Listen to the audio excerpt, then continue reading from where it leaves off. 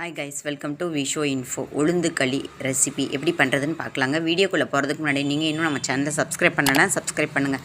அப்படியே பக்கத்தில் இருக்கிற பெல் ஐக்கானை கிளிக் பண்ணுங்கள். அப்போ தான் நான் போஸ்ட் பண்ணுற வீடியோ எல்லாத்தையும் நீங்கள் உடனே பார்க்கலாம். வீடியோக்குள்ளே போகலாங்க.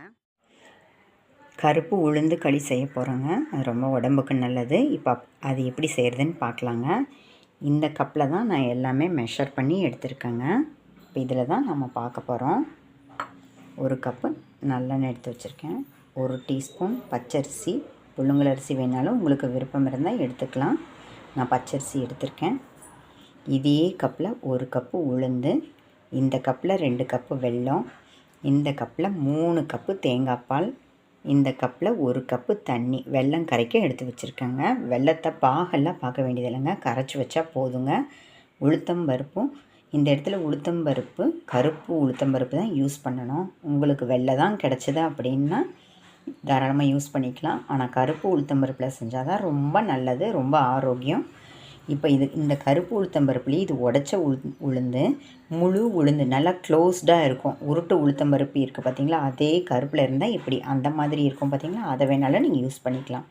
இந்த உளுந்து களியோட ஸ்பெஷல் வந்து என்னென்னு கேட்டிங்கன்னா, இந்த உளுந்தையும் பச்சரிசியும் நல்லா வறுக்கிறதுல தாங்க இருக்குது. இது கூட 1/4 டீஸ்பூன் வெந்தயம் சேர்த்துக்கலாங்க. பாருங்கள், இது கூட 1/4 டீஸ்பூன் வெந்தயம் நம்ம சேர்த்துக்கலாங்க. உளுந்து, அரிசி, வெந்தயம் இதை 3 மட்டும் நல்லா வறுத்துக்கணுங்க. இது வறுக்கிறதுல தான் நம்மளோட உளுந்து களியோட டேஸ்ட்டே செமையாக இருக்குங்க. இந்த இடத்துல நல்லெண்ணெய் ஊற்றி சாப்பிட்டா தான் ரொம்ப நல்லது. நல்லெண்ணெய் ஊற்றி செஞ்சால் தான் ரொம்ப நல்லது. உங்களுக்கு நெய்யோட ஃப்ளேவர் பிடிக்குன்னா தாராளமாக சேர்த்திக்கலாம். அதே மாதிரி இந்த இடத்துல தேங்காய் பால் யூஸ் பண்ணியிருக்கிற இடத்துல உங்களுக்கு வந்து தேங்காய் பால் வேணான்னு நினச்சிங்கன்னா நீங்கள் தண்ணியிலேயே முழுக்க செஞ்சுக்கலாங்க. தேங்காய் பால், அதாவது தேங்காய் அரைச்சி பால் எடுத்து நம்ம பண்ணோம்னா நம்மளோட உளுந்து களி எக்ஸ்ட்ரா டேஸ்ட்டு மட்டும் இல்லாமல் உடம்புக்கு ரொம்ப ஆரோக்கியமாக இருக்குங்க. இப்போ எப்படி பண்ணுறதுன்னு பார்க்கலாங்க. ஃபஸ்ட்டு நம்ம உளுந்து, அரிசி, வெந்தயம் 3ஐயும் நல்லா வறுத்துக்கலாங்க. பாருங்கள், நான் எடுத்து வச்ச உளுந்தை, அந்த 1 கப்பு உளுந்தை வந்து இப்போ ஒரு பேனில் போட்டிருக்கேங்க. இது நல்லா வறுத்துக்கலாங்க. எந்த அளவுக்கு வறுக்கலாம் அப்படின்னு கேட்டிங்கன்னா, அதோடய ஸ்டேஜ் எப்படின்னு கேட்டிங்கன்னா, நல்லா வாசனை வருங்க. அப்புறம் எடுத்து பார்த்தா நல்லா செம ரோஸ்ட்டாக இருக்கும். நம்ம சட்னிக்கெல்லாம் தாளிக்கும் போது கலர் சேஞ்ச் ஆகிருக்கும் பார்த்திங்களா, அந்த மாதிரி கருப்பு உளுந்தும் கலர் நல்லா சேஞ்ச் ஆகும். இப்போ இது உடச்ச உளுந்துனால கீழே வந்து பிளாக்காகவும் மேலே ஒயிட்டாக தெரியுது பார்த்திங்களா, அந்த ஒயிட்டாக இருக்கிற இடம் அப்படியே கோல்டு கலராக மாறும். அது இல்லாமல் நல்லா வறுத்திருந்தால் மட்டும்தான் செமையாக வாசனை இருக்குங்க. அதை வச்சு நம்ம கண்டுபிடிச்சிடலாங்க. நல்லா வறுத்துக்கலாங்க. பாருங்கள், நம்மளோட கருப்பு உளுந்து இந்த அளவுக்கு செமையாக வறுத்து எடுத்தாச்சுங்க. இது ஒரு பிளேட்டுக்கு மாற்றிக்கலாங்க. கருப்பு உளுந்தை ஒரு பிளேட்டுக்கு மாற்றியாச்சு. இப்போ அதே பேனில் நாம் எடுத்து வச்சுக்கிற 1 டீஸ்பூன் பச்சரிசி சேர்த்தா நல்லாயிருக்கும். புழுங்கலரிசி தான் உங்களுக்கு பிடிக்குன்னா அது உங்கள் ஆப்ஷனலுங்க.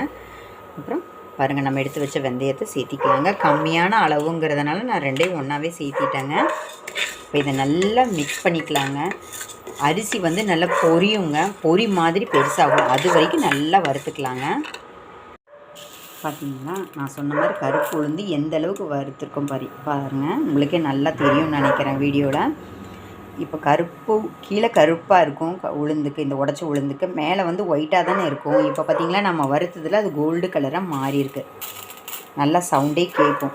நல்லா நம்ம கடித்து சாப்பிட்டு பார்த்தோம்னா சட்னியெல்லாம் தாளிக்கும் போது கரெக்டாக தாளிச்சிருந்தா நல்லா முறுமுறுன்னு சவுண்டு வரும் பார்த்திங்களா, அந்த மாதிரி சவுண்டு வரணும். நீங்கள் சாப்பிட்டு கூட செக் பண்ணி பார்த்திக்கலாம். ஏன்னா அப்போ தான் அரைக்கும் போது ஃபைன் பவுடராக வருங்க.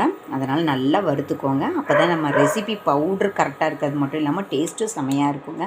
சரியாக வறுக்கலைன்னா நம்ம களி நல்லாவே இருக்காதுங்க. பாருங்கள், நம்ம சேர்த்த அரிசியும் வெந்தயம் நல்லா வறுத்தாச்சுங்க. பாருங்கள், பொரி மாதிரி நல்லா பொரிஞ்சு வந்திருக்குங்க. இந்த அளவுக்கு வறுத்தா போதுங்க. அரிசி, வெந்தயம், உளுந்து இது எதுக்குமே நம்ம நெய்யோ எண்ணெயோ அதாவது ஏதாவது போட்டு வறுக்கணுமான்னு கேட்டிங்கன்னா எதுவும் தேவையில்லைங்க. வெறும் ட்ரை பேனில் தான் வறுக்கணும். சரி, இப்போ இதை ஒரு பிளேட்டுக்கு மாற்றிக்கலாங்க. அதையெல்லாம் நம்ம வறுத்ததெல்லாம் ஒரு பிளேட்டுக்கு மாற்றியாச்சுங்க. இப்போ நான் 1 கப்பு தண்ணி எடுத்து வச்சுருந்தேன் பார்த்திங்களா, அதை இதில் சேர்த்திக்கலாங்க. அதுக்கப்புறம் 2 கப்பு வெல்லம் எடுத்து வச்சுருந்தோம், அதையும் இதில் சேர்த்திக்கலாங்க. வெல்லம் நல்லா கரையிட்டுங்க. அதுக்குள்ளே நம்ம வறுத்து வச்ச சாமானமெல்லாம் ஆறுனதுக்கப்புறம் பவுட்ரு பண்ணி வச்சுக்கலாங்க. இந்த வெள்ளத்தில் மண் இருக்கும் பார்த்திங்களா, அதனால் இது கரைஞ்ச உடனே ஃபில்ட்ரு பண்ணி எடுத்துக்கலாங்க. பாருங்கள், கருப்பு உளுந்து, அரிசி, வெந்தயம் நல்லா வறுத்து ஆறுனதுக்கப்புறம் பவுட்ரு பண்ணி வச்சுருக்கேங்க. பாருங்கள் எந்தளவுக்கு பவுடராக வந்திருக்கு. இந்தளவுக்கு பவுடராக வர்றதுக்கு காரணம் நாம் வறுக்கிறதுல தாங்க இருக்குது. டேஸ்ட்டு மட்டும் இல்லைங்க, அது நல்லா பவுட்ரு ஆகணும்னு நம்ம நல்லா வறுத்துருந்தால் மட்டும்தாங்க அது பவுட்ரு ஆகும். அப்புறம் வெல்லத்தை கரைச்சி வச்சுருக்கேங்க. பாகு பதமெல்லாம் பார்க்க வேண்டியதில்லை. வெல்லம் கரைஞ்ச உடனே அதை ஃபில்ட்ரு பண்ணி ரெடியாக எடுத்து வச்சுருக்கேங்க. இப்போ நம்ம அதை எப்படி செய்கிறதுன்னு செய்ய ஆரம்பிச்சிடலாங்க. பாருங்கள், ஒரு பேனை அடுப்பில் வச்சுருக்கேன். அடுப்பெல்லாம் இன்னும் ஆன் பண்ணலைங்க. நம்ம எடுத்து வச்சுருக்கிற தேங்காய் பாலை இதில் நம்ம சேர்த்திக்கலாங்க. தண்ணியும் பாலும் மிக்ஸ் பண்ணி வச்சுருக்கேன் பார்த்திங்களா. இதில் 1 கப்பு தேங்காய் பால், அதுக்கப்புறம் 2 கப்பு தண்ணி. இதில் நம்ம எந்த கப்பில் மெஷர் பண்ணமோ அதே அளவு தாங்க. 1 கப்பு தேங்காய் பால், 2 கப்பு தண்ணி, ஆக மொத்தம் 3 கப்பு இதில் ரெடியாக இருக்குது. இதில் இப்போ நம்ம வறுத்து வச்சுருக்கிற அந்த பவுடரை சேர்த்திக்கலாங்க. உளுந்து பவுடரை சேர்த்திக்கலாங்க. பாருங்கள், அந்த உளுந்து பவுடரை இப்போ நம்ம சேர்த்திக்கலாம். ஏன் இன்னும் அடுப்பு ஆஃப் பண்ணலன்னா இது டக்குன்னு அடி பிடிக்கிற மாதிரி ஆகிடும், டக்குன்னு கட்டி விழுந்துடும். அதனால் இதை நம்ம நல்லா மிக்ஸ் பண்ணிவிட்டு அதுக்கப்புறம் நம்ம அடுப்பு ஆன் பண்ணிக்கலாங்க. இது ஓரளவுக்கு கெட்டி ஆனதுக்கப்புறம் நம்ம எடுத்து வச்சுருக்கிற வெள்ளை கரைசலை சேர்த்துக்கலாங்க. இப்போ நல்லா கரைச்சிக்கலாங்க. பாருங்கள், நம்ம இதை நல்லா கரைச்சிட்டோங்க. அடுப்பை ஆன் பண்ணிக்கலாங்க.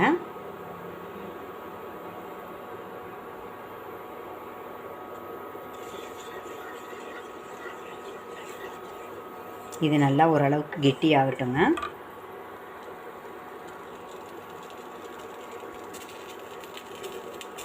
டக்குன்னு கிளறணுங்க, இல்லாட்டி டக்குன்னு கெட்டியாகி அடிப்பிடிச்சிருங்க. நம்ம கைவிடாமல் நல்லா கிளறிட்டே இருக்கணுங்க. இது ஓரளவுக்கு திக்கானதுக்கப்புறம் நம்ம எடுத்து வச்சுருக்கிற வெள்ளை கரைசலை இதில் சேர்த்து மிக்ஸ் பண்ணிக்கலாங்க. பாருங்கள், நம்ம சேர்த்த உளுந்து பவுட்ரு இந்தளவுக்கு கெட்டியானதுக்கப்புறம் நம்ம எடுத்து வச்சுருக்கிற வெள்ளை கரைசலை சேர்த்துக்கலாங்க. இன்னும் நல்லா கிளறணும். இதையும் ஊற்றுனதுக்கப்புறம் இந்த வெள்ளை கரைசலை சேர்த்த உடனே இப்போ கெட்டியானது மறுபடியும் தண்ணி ஆக ஆரம்பிக்குங்க. நம்ம நல்லா கிளறிக்கலாங்க. ஏற்கனவே வறுத்த உளுந்தாக இருந்தாலும் இந்த வெள்ளத்தோடு சேர்ந்து நல்லா வேகணுங்க. அப்போ தான் நம்ம உளுந்து களி செம்ம டேஸ்ட்டாக வருங்க. இப்போ நல்லா இதை மிக்ஸ் பண்ணிக்கலாங்க. இப்போ பாருங்கள், வெள்ளை கரைசல் ஊற்றினதுக்கப்புறம் ஓரளவுக்கு இந்தளவுக்கு கெட்டியாக ஆரம்பிச்சிருச்சுங்க. வேகிறது நல்லாவே தெரியும். களி அப்படின்னாலே நம்ம கிண்டுறதுல தாங்க பக்குவமே இருக்குது. நல்லா கிண்டணுங்க, கைவிடாமல் கிண்டணும். நீங்கள் ஸ்லோவில் அதாவது சிம்மில் வச்சாலும் சரி, ஹையில் வச்சாலும் சரி, தீயாமல் பார்த்துக்கணும். அதாவது அடிப்பிடிக்காமல் பார்த்துக்கணுங்க. அப்போ தான் நம்மளோட களியோட டெக்ஸ்சர் டேஸ்ட்டு சூப்பராக இருக்குங்க. இந்த ஸ்டேஜில் நாம் எடுத்து வச்சுருக்கிற நல்லெண்ணெய் கொஞ்சம் கொஞ்சமாக ஊற்றி மிக்ஸ் பண்ணிக்கலாங்க. நல்லெண்ணெய் ஊற்றி செஞ்சால் தான் நம்மளோட பாரம்பரிய உளுந்து களி செம்ம டேஸ்ட்டாக வருங்க. எனக்கு நல்லெண்ணெயோட ஸ்மெல் பிடிக்காது அப்படின்னு நினச்சிங்கன்னா நீங்கள் முழுக்க நெய் ஊற்றி செய்யலாங்க. நம்ம விருப்பந்தாங்க. இப்போ இதை நல்லா கிளறிக்கலாங்க. பாருங்கள், கொஞ்சம் கொஞ்சமாக நம்மளோட களி நல்லா வெந்துட்டு வருதுங்க. நல்லா திக்கான பேனாக எடுத்துக்கோங்க. அப்போ தான் களியெல்லாம் செய்கிறதுக்கு பக்குவம் கரெக்டாக வருங்க. இப்போ ஒவ்வொரு 5 மினிட்ஸுக்கு ஒரு தடவை நம்ம எடுத்து வச்சுருக்கிற நல்லெண்ணெயை கொஞ்சம் கொஞ்சமாக ஊற்றி கிளறணுங்க. நம்ம எடுத்து வச்சுருக்கிற நல்லெண்ணெய் எல்லாம் ஃபுல்லு இழுக்கிற மாதிரி தெரியும். லாஸ்ட்டில் அது ஃபைனல் ஸ்டேஜாக, அதாவது நம்ம களி ரெடி ஆகிடுச்சு அப்படிங்கும்போது நாம் விட்ட நல்லெண்ணெயெல்லாம் வெளியே வர ஆரம்பிக்குங்க. அதுதாங்க கரெக்டான ஸ்டேஜு. சரி, இது நல்லா கிளறினதுக்கப்புறம் பார்க்கலாங்க. பாருங்கள், இன்னும் கொஞ்சம் நல்லெண்ணெய் சேர்த்திக்கலாங்க. இப்படி ரொட்டேட் பண்ணும்போது நல்லா ரொட்டேட் ஆகி வரணுங்க. அதுதான் களி ரெடியான ஸ்டேஜுங்க. இன்னும் ஒரு 5 மினிட்ஸில் ரெடி ஆகிடுங்க. நல்லா கிளறிக்கலாங்க. பாருங்கள், ஓரளவுக்கு பக்குவம் வந்துடுச்சு. கடைசியாக இப்போ நம்ம எடுத்து வச்சுருக்கிற நல்லெண்ணெய் ஃபுல்லாக பிடிச்சிருச்சுங்க. அதை நம்ம ஊற்றிக்கலாங்க. இன்னும் ஒரு 2 மினிட்ஸில் ரெடி ஆகிடுங்க. நம்மளோட களி எப்படி வெந்திருக்குன்னு செக் பண்ணுறது சொல்கிறேங்க. இப்போ இன்னும் ஒரு 2 நிமிஷம் வேகட்டுங்க, பார்க்கலாம். நம்ம எடுத்து வச்ச எல்லா நல்லெண்ணெயும் இதில், அதாவது 1 கப்பு உளுந்துக்கு 1 கப்பு நல்லெண்ணெய் கரெக்டான ரேஷியோங்க. இதுக்கு மேலே தேவைப்படாதுங்க. இப்போ நல்லா கிளறினதுக்கப்புறம் பார்க்கலாங்க.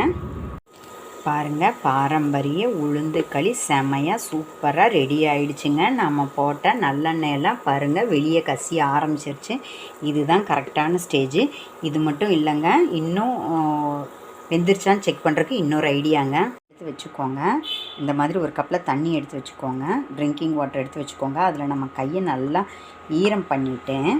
இப்போ நம்ம ரெடி பண்ணி இருக்கிற களியில் நம்ம இப்படி தொட்டு பார்த்தோம்னா நம்ம கையில் ஒரு சொட்டு கூட களி ஒட்டவே ஒட்டாதுங்க. இதுதான் கரெக்டான ஸ்டேஜ். இந்த ஸ்டேஜில் இறக்குனா நம்மளோட களி சூப்பராக செமையாக ரெடி ஆகிடுச்சுங்க. பாருங்கள், இதை வந்து ஒரு பிளேட்டுக்கு மாற்றிக்கலாங்க. செமையாக ரெடியாக இருக்குது பார்த்தீங்களா? இந்த அளவுக்கு நம்ம உருட்டுறோம், அப்போ கூட நம்ம கையில் ஒட்டலை. இதுதாங்க கரெக்டான பக்குவம். இந்த பக்குவத்தில் நீங்கள் எடுத்தால் தான் டேஸ்ட்டு மட்டும் இல்லைங்க, கெடாமையும் இருக்கும், செமையாக இருக்கும். நம்ம பாரம்பரிய களி செய்ய தெரிஞ்சிருக்கணும் பார்த்தீங்களா? அதுக்கு கரெக்டான ஸ்டேஜ் இதுதாங்க. இதை ஒரு பிளேட்டுக்கு மாற்றினதுக்கப்புறம் காமிக்கிறேங்க. பாருங்கள், பாரம்பரிய உளுந்து களி செமையாக சூப்பராக ரெடி ஆகிடுச்சுங்க. நீங்கள் கரெக்டான பக்குவத்தில் செஞ்சிங்கன்னா இந்த மாதிரி பால் மாதிரி வருங்க. கொஞ்சம் மிஸ் ஆனால் கூட ஹல்வா பக்குவத்தில் தாங்க இருக்கும். நீங்கள் கரெக்டாக செஞ்சுருந்தீங்கன்னா இந்த மாதிரி வருங்க. டேஸ்ட்டு சாப்பிட்டு பார்த்தீங்கன்னா கோதுமை ஹல்வா, ராகி ஹல்வா அப்படின்னு தான் நம்ம சொல்லுவோம். அதாவது உளுந்தில் செஞ்ச களின்னு யாருமே நம்ப மாட்டாங்க. அந்தளவுக்கு செம்ம டேஸ்ட்டாக இருக்கும். ஆனால் நீங்கள் உளுந்து சரியாக வறுக்கிறதுல தாங்க அந்த சீக்ரெட்டே இருக்குது. வயதுக்கு வந்த பெண்கள் மட்டும்தான் இதை சாப்பிடணுன்னு இல்லைங்க. குழந்தைகள், அதாவது பெண்கள், ஆண் பிள்ளைகள் யார் வேணால் சாப்பிட்லாம். வயதானவங்க, எலும்புக்கு ரொம்ப பலம் ஜாஸ்திங்க. வெள்ளை உளுந்தில் நீங்கள் செய்கிறத விட கருப்பு உளுந்து, அதுவும் கருப்பு உளுந்து உடச்ச உளுந்தை விட முழு கருப்பு உளுந்தில் செஞ்சால் ரொம்ப விசேஷம். அதுக்கு அடுத்த ஆப்ஷனாக வேணால் நீங்கள் உடச்ச கருப்பு உளுந்தில் செய்யுங்க. ஆனால் தயவுசெய்து வெள்ளை உளுந்தில் செய்யாதீங்க. எனக்கு அதுதான் கிடச்சிது அப்படின்னா அதுக்கு மேலே உங்கள் விருப்பங்க. பாரம்பரிய உணவு. நம்ம குழந்தைங்க மாடர்னாக நிறைய ஸ்வீட்டு சாப்பிட ஆரம்பிச்சிட்டாங்க. இதில் நிறைய சத்துக்கள் இருக்கிறதுனால மாதத்திற்கு ஒரு முறையாவது நம்ம அவங்களுக்கு செஞ்சு கொடுக்கணும். நீங்கள் வந்து கருப்பு உளுந்து களின்னு சொல்லி கொடுக்காதீங்க. சாக்லேட் ஹல்வான்னு சொல்லி கொடுங்க. ஆனால் கண்டிப்பாக இதை நாம் சாப்பிட்டா கூட இந்த காலத்து குழந்தைங்க இது கருப்பு உளுந்தில் செஞ்சது அப்படின்னா, பெரியவங்க கூட சொல்கிறேன், இதை சாப்பிடாதவங்களுக்கு இது கருப்பு உளுந்தில் செஞ்சது அப்படின்னா நம்பவே மாட்டாங்க. ஏன்னா இந்த உளுந்தோட ஸ்மெல்லே வராது. அந்த அளவுக்கு நம்ம ரெடி பண்ணியிருக்கோம். நீங்களும் ட்ரை பண்ணி பாருங்கள். நான் சொல்கிறது மட்டும் இல்லைங்க, நீங்கள் செஞ்சு பார்த்தீங்கன்னா இதோட டேஸ்ட்டு உங்களுக்கே புரியும். நீங்களும் ரெகுலராக செய்ய ஆரம்பிச்சிடுவீங்க. ஒரு கப்பு கருப்பு உளுந்துக்கு 4 பங்கு தண்ணி அப்படிங்கிறது தாங்க கணக்கு. இப்போ நான் சேர்த்த மாதிரி தேங்காய் பால் சேர்த்து செய்யணுங்கிற அவசியமே இல்லைங்க. இப்போ நான் வந்து ஒரு கப்பு கருப்பு உளுந்துக்கு 1 ஸ்பூன், அதாவது எந்த கப்பில் கருப்பு உளுந்து 1 கப் எடுக்கிறோமோ அதில் 1/4 கப்பு பச்சரிசி எடுக்கணும், 1/4 ஸ்பூன் வெந்தயம் எடுக்கணும்னு நான் சொன்னேன். 3ஐயும் நல்லா வறுத்து பவுட்ரு பண்ணி செஞ்சுருக்கோம். இது வந்து 1க்கு 4 தாங்க தண்ணியோட அளவு இதுக்கு கணக்கு. அந்த 4ம் அந்த தண்ணியை மட்டுமே வச்சு நீங்கள் செய்யலாம். அப்படி இல்லாத பட்சத்தில் இப்போ நான் செஞ்ச மாதிரி ஒரு கப்பு தேங்காய் பால், 2 கப்பு தண்ணி, 3 கப்பு ஆகிடுச்சிங்களா. இன்னொரு கப்பு நான் சொன்னது வந்து வெல்லத்தை கரைக்க யூஸ் பண்ணிக்கலாங்க. இதுதாங்க அளவு. இந்த அளவில் செஞ்சிங்கன்னா பக்குவம் கரெக்டாக வருங்க. அளவு நல்லா நோட் பண்ணிக்கோங்க. இப்போ நான் செஞ்ச மாதிரி இந்த மாதிரி குட்டி கப்பில் செய்யுங்க. இந்த கப்போட அளவுக்கே இந்த அளவுக்கு குவான்டிட்டி வந்திருக்கு. நம்ம எதை செய்கிறதா இருந்தாலும் கொஞ்சமாக செஞ்சு பார்க்கலாங்க. ஏன்னா இதோட டேஸ்ட்டு நம்ம குழந்தைங்களுக்கு பிடிக்கணும் இல்லையா? அதே டயத்தில் இந்த சத்தான பதார்த்தத்தை, பாரம்பரிய உணவை கட்டாயம் நம்ம குழந்தைங்களுக்கு கொடுக்கணும். நிறைய செஞ்சு சாப்பிடுன்னு சொல்கிறத விட கொஞ்சமாக செஞ்சு ஒருத்தருக்கு ஒரு உருண்டை அப்படிங்கிற அளவுக்கு சாப்பிட்டா கூட போதுங்க. மாதத்துக்கு ஒரு முறையாவது தவறாமல் செய்யணுங்க. எந்த ஸ்வீட்டு செஞ்சாலும் ஒரு சிட்டிகை உப்பு சேர்ப்போம் இல்லைங்களா? அந்த மாதிரி இதுக்கு சேர்க்கணுன்னு அவசியம் இல்லைங்க. அப்புறம் ஏலக்காய் தூள், சுக்குத்தூள் இதெல்லாம் உங்கள் விருப்பந்தாங்க. தேவைப்பட்டால் சேர்த்திக்கலாம். பாரம்பரிய உளுந்து களியில் இதெல்லாம் சேர்க்கறது இல்லைங்க. இந்த ரெசிபி உங்களுக்கு பிடிச்சிருந்தா லைக் பண்ணுங்கள், ஷேர் பண்ணுங்கள், கமெண்ட் பண்ணுங்கள். ஞாபகமாக சப்ஸ்கிரைப் பண்ணுங்கள். ஓகே, பாய்.